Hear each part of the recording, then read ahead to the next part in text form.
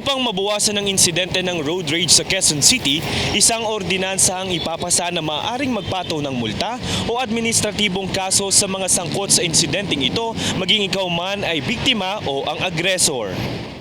Ito ang solusyong nais ipasa sa konseho ng lungsod na tinalakay ni Konsehal Ranulfo Lodovica sa isang forum bilang siya ang committee chair ng Public Order and Safety ng Quezon City.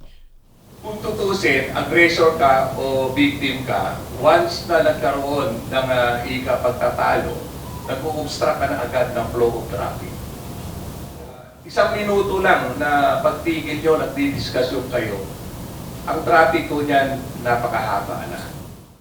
Kaya naman sa ilalim ng ordinansang ito, sino mang sangkot sa insidente ng road rage ay pagmumultahin ng 5,000 piso at maaaring makulong ng hanggang 1 taon.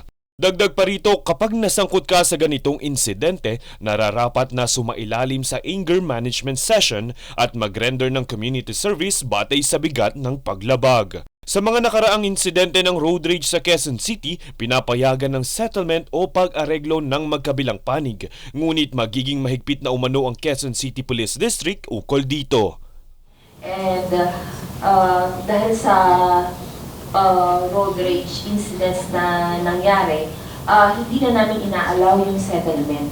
Counter-charge sila. Bahala na yung korte.